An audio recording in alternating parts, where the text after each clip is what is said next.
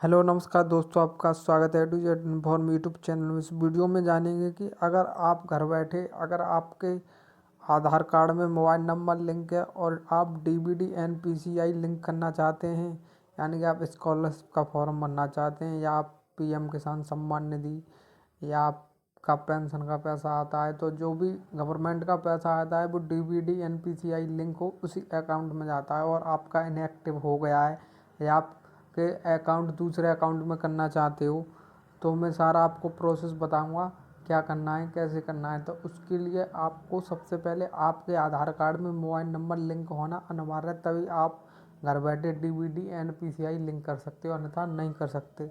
तो उसके लिए आपको सबसे पहले अपना चेक करना पड़ेगा आधार कार्ड की साइट से जाकर कि आपके आधार कार्ड से कौन सा अकाउंट डीबीडी एनपीसीआई मैप है, लिंक है या नहीं, या इनएक्टिव है। तो उसके लिए आपको अपने कंप्यूटर मोबाइल के गूगल क्रोम ब्राउज़र में जाना है, सर्च यूआरएल में आपको टाइप कर देना है यूआईडी,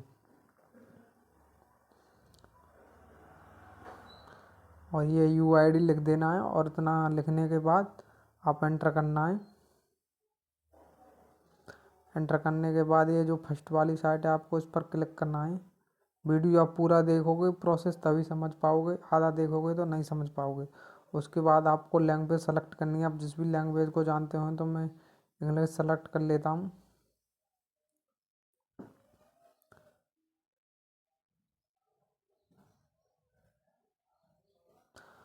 और इंग्लिश सेलेक्ट करने के बाद आधार कार्ड की साइट का इस प्रकार से इंटरफेस होगा।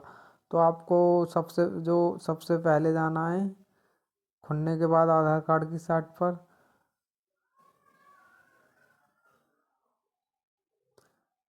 ये आपको दिख रहा है,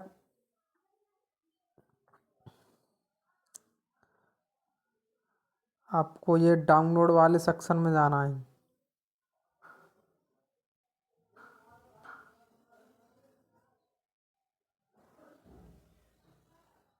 और डाउनलोड जाने के बाद इस प्रकार से होगा। तो ये आपको जो ई आधार और ये डैशबोर्ड दिख रहा है ना, डैशबोर्ड, इस पर डैशबोर्ड पर आपको टिक कर देना है। टिक करने के बाद इस प्रकार से आपके सामने होगा कि लॉगिन, तो आपको लॉगिन वाले पर क्लिक करना है।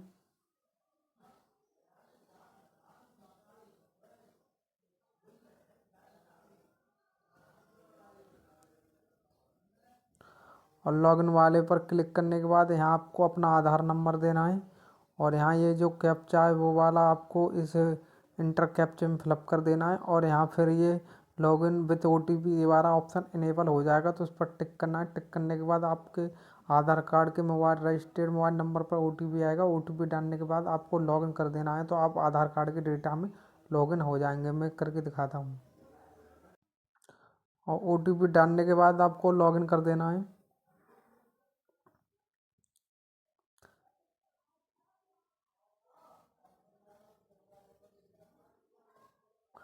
और लॉगिन करने के बाद आप अपने आधार कार्ड के डेटा में लॉगिन हो जाओगे। लॉगिन होने के बाद यहाँ से आप आधार कार्ड ये डाउनलोड भी कर सकते हो अपना, और यहाँ अपना पीवीसी कार्ड ऑर्डर भी कर सकते हो।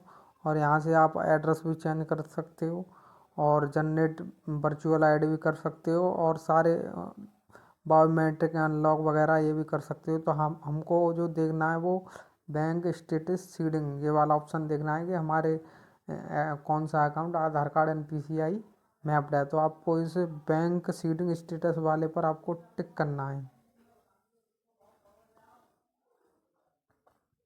और टिक करने के बाद ये दिखा देगा कि congratulations your Aadhaar bank map has been done, ये वाला ऑप्शन, और ये राइट वाला निशान दिखा देगा। आपको जो आधार नंबर के लास्ट 4 डिजिट दिखाई देंगे यहाँ, और ये आपकी बैंक का नाम शो कर देगा किसी भी, और ये आपको दिखा देगा कि ग्रीन टिक में एक्टिव है या इनएक्टिव, और ये आपको लास्ट डेट दिखा देगा कि कब मैप हुआ था।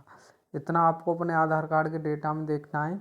अगर आपका यहाँ इनएक्टिव लिखा आ रहा है, या आप दूसरी बैंक में डीबीडी एनपीसीआई लिंक करना चाहते हैं, तो फिर कैसे करेंगे। तो अब आगे का प्रोसेस है कि आपको अपने कंप्यूटर या मोबाइल के गूगल क्रोम ब्राउज़र में जाना है, और यहाँ आपको एनपीसीआई टाइप कर देना है।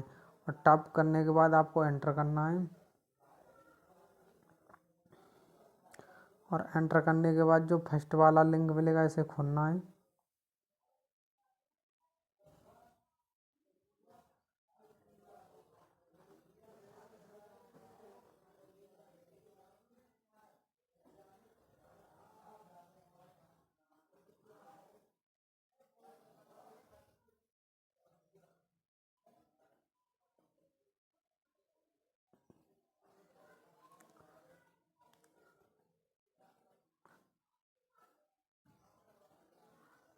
खुलने के बाद इस प्रकार से आपके सामने इंटरफेस होगा साइट का। तो आपको ये जो प्रोडक्ट मीडिया, तो आपको ये कंज्यूमर वाला है ना, कंज्यूमर वाले पर आपको टिक करना है। और टिक करने के बाद ये आपको दिख रहा है कि भारत आधार सीडिंग इनेबल बेस, इस पर आपको टिक कर देना है।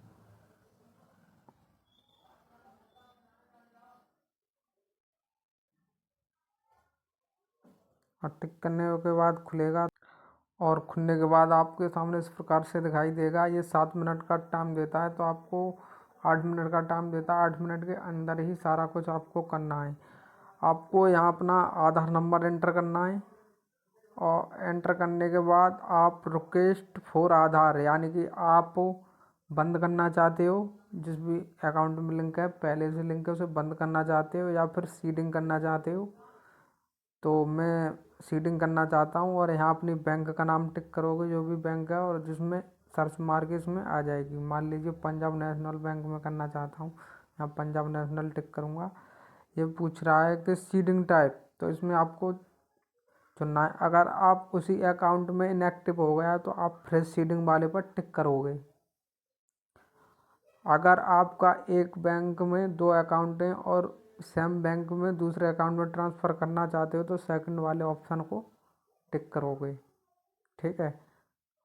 और अगर आप एक बैंक से दूसरे बैंक में अपना डीबीडी एनपीसीआई लिंक करना चाहते हो तो इस तीसरे वाले ऑप्शन में चूज करोगे। तो मैं तीसरे वाले में बताता हूँ कि एक बैंक से या फिर उसी बैंक में करना चाहता हूँ, तो फ्रेश सीडिंग पर टिक कर दूँगा। फिर उसके बाद जो आपका बैंक अकाउंट नंबर है वो देना है, और फिर से कन्फर्म में बैंक अकाउंट देना है आपको, और इसे टिक कर देना है, और इसे भी टिक कर देना है। और फिर आपको इस वाले कैप्चा को यहाँ फिलअप करके इसमें और प्रोसीड पर, इस वाले पर प्रोसीड पर आपको टिक कर देना है। तो आपके आधार कार्ड में जो रजिस्टर्ड मोबाइल नंबर होगा उस पर ओटीपी आएगा। ओटीपी आने के बाद आपको सबमिट करना है और आपको यहाँ सक्सेस दिखा देगा। और आपको फिर से यूआईडी की साइट पर जाना है और 7-8 दिन, 5-6 दिन का वेट करने का फिर से चेक करना है कि एक्टिव हुआ या इनएक्टिव हुआ, या आपने दूसरे अकाउंट में ट्रांसफ़र किया था तो उसका नाम बैंक का आया कि नहीं आया। इस प्रकार से आप घर बैठे कर सकते हो। और जितने भी गवर्नमेंट स्कीम होती हैं वो डीबीडी एनपीसीआई लिंक होने पर ही आपका पैसा आता है। अगर किसी भी अकाउंट में लिंक नहीं होगा तो पैसा होल्ड हो जाता है। इसलिए आप अपना करिए, घर बैठे वो भी मोबाइल से कर सकते हो। बैंक जाने की कोई ज़रूरत नहीं है, बैंक वाले करके भी नहीं देते। और इससे रिलेटेड आपकी कोई क्यूरी है तो आप मुझे कमेंट कीजिए और मैं रिप्लाई ज़रूर दूंगा। ठीक है, धन्यवाद।